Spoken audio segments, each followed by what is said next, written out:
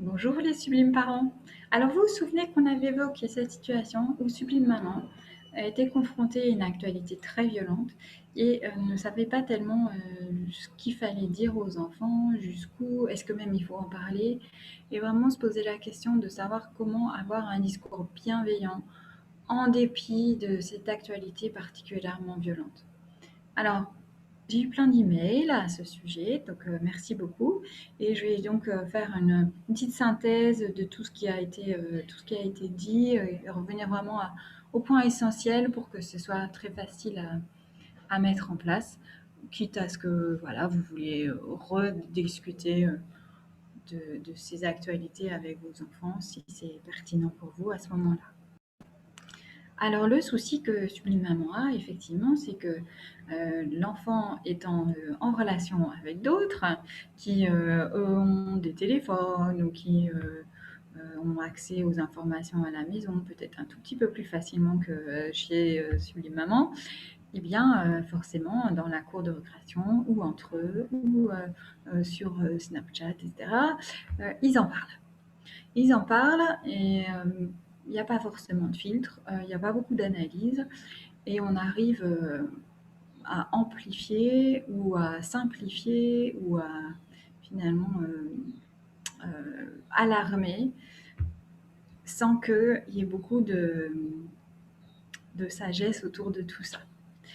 Alors, il y a eu trois éléments en particulier qui ont suscité le problème, à savoir le premier, c'est que le petit bout de chou était complètement paniqué à l'idée que ça puisse arriver aussi dans son école. Et effectivement, pourquoi pas, à partir du moment où on a l'impression que c'est quelque chose de fréquent et que c'est quelque chose qui peut arriver à tout moment, effectivement, on est complètement dépassé et on ne sait pas quoi faire. Alors, Sublime Maman a rassuré son petit bout de chou en lui expliquant que effectivement, il y a des choses, des circonstances qui sont complètement exceptionnelles et imprévisibles. Mais ça reste un fait exceptionnel. Donc elle a pris le parallèle entre un accident de voiture qui peut arriver effectivement à tout moment et pour autant l'usage de la voiture chaque fois qu'elle allait au supermarché faire des courses avec lui et qui finalement ça se passait bien.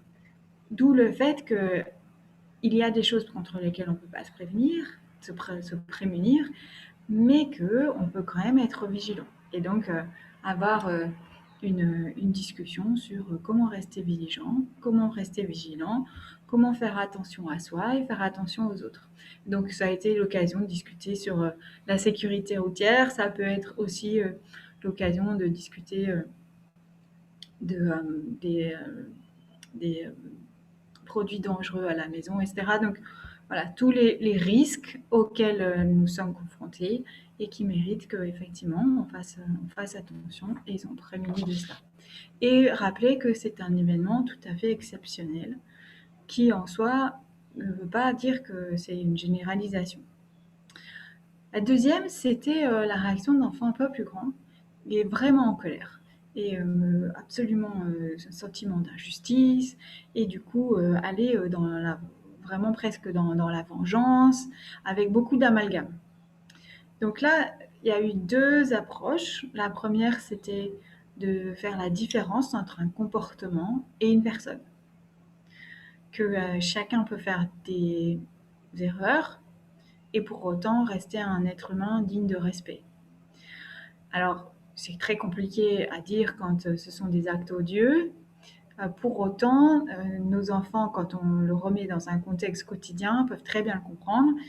C'est pas parce que tu as cassé le vase auquel je tenais beaucoup que pour autant je t'en veux à mort parce que c'était un accident, c'est une erreur, c'est une maladresse et tu restes mon fils et je te garde mon amour. Au même titre que ben, parfois je vais avoir crié sur toi et c'est quelque chose que tu n'aimes pas et c'est quelque chose de répréhensible, j'en suis pas fière. Et pour autant, tu m'aimes encore et je t'aime encore et on est capable de faire la différence entre une personne et un comportement que l'on condamne et aussi répréhensible qu'il soit. La deuxième chose, ça a été de faire la différence entre une personne et un peuple. C'est pas parce qu'il y a une personne qui va avoir un comportement complètement condamnable que l'ensemble des personnes de ce même peuple ont des comportements similaires. Et donc, à nouveau, le remettre dans un contexte qui soit celui des enfants, c'est pas parce que cette personne-là n'a pas partagé son goûter que tous les gens dans l'école ne veulent pas partager leur goûter. C'est un comportement d'une personne et on ne peut pas généraliser.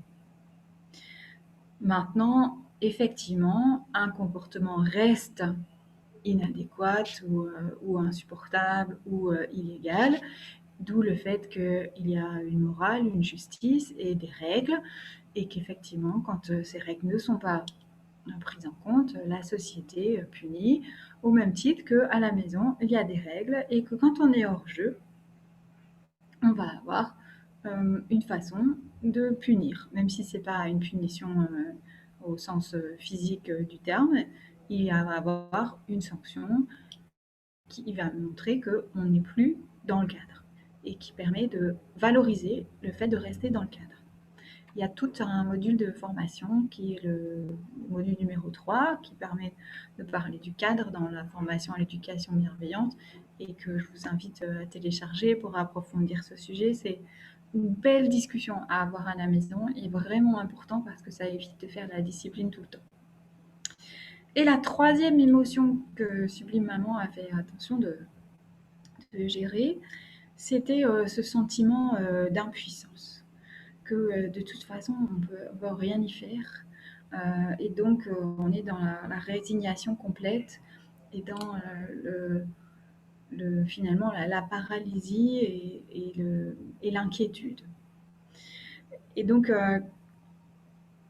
c'est quelque chose de très diffus, c'est quelque chose qui est difficile à exprimer. Et pour autant, c'est important que l'enfant n'adopte pas un comportement un peu léthargique, abattu, fataliste, parce que des éléments de l'extérieur, finalement, lui font peur. Donc c'est important de pouvoir se remettre dans un mode plus actif où finalement on est acteur de sa vie et même s'il y a des circonstances qui s'imposent à nous, on peut choisir de voir comment on les prend en compte. D'où l'intérêt de parler de la compréhension. Chacun peut faire un effort pour comprendre le point de vue de l'autre, sans pour autant nécessairement l'approuver, mais essayer de comprendre quelles sont les circonstances, comment ça se fait qu'on en arrive à ça, quelles sont les alternatives, comment est-ce qu'on aurait pu faire ça différemment. Et puis, petit à petit, en fonction de là où vous en êtes de vous-même, hein, parce que chaque Sublime Maman est différente, et puis chacune a sa morale, chacune a sa philosophie, chacune a sa religion, chacune a ses valeurs. Mais c'est important de montrer aux enfants que ces valeurs-là, on y tient et qu'on peut les mettre en œuvre au quotidien. Et donc, revenir peut-être sur un incident. Et donc, il y a une Sublime Maman qui avait parlé d'utiliser cette notion de pardon en revenant sur un incident où les deux enfants s'étaient chamaillés et que effectivement un des comportements était violent, c'était inacceptable, c'est pas les règles à la maison et comment est-ce qu'on peut en venir à comprendre d'où a commencé cette altercation, comment ça se fait qu'on en est à ce niveau d'exaspération qui fait qu'on déborde et qu'on devient violent, quelles sont les différentes étapes, comment on aurait pu faire différemment et qu'est-ce que moi je peux faire et comment on peut finalement, après cette compréhension, mettre du baume au cœur à tout le monde, pouvoir aller jusqu'à demander pardon, accorder pardon et avancer ensemble que ça ne se reproduise pas et qu'on soit à nouveau dans la sérénité et dans la bienveillance. Alors, ce n'est pas un exercice très facile à faire parce que souvent on n'a pas les mots et les enfants ont très peu de vocabulaire sur les émotions et c'est des choses assez subtiles à découvrir.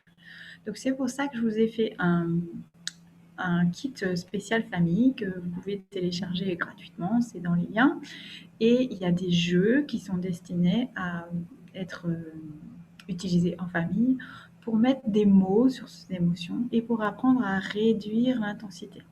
Donc n'hésitez pas, ce sont des belles discussions à avoir, ça permet de retrouver un peu de calme, un peu de zen, et puis d'enrichir la qualité de nos relations à l'intérieur de la famille. Et le gros avantage, c'est que quand les enfants sont capables d'avoir cette qualité de maîtrise émotionnelle, c'est un super atout pour la vie parce que ça va servir pour l'ensemble des relations qu'ils ont autour d'eux. Et puis pour nous aussi. Donc n'hésitez pas, c'est un beau cadeau, profitez-en et utilisez-le et partagez-le. À très bientôt sur une prochaine vidéo.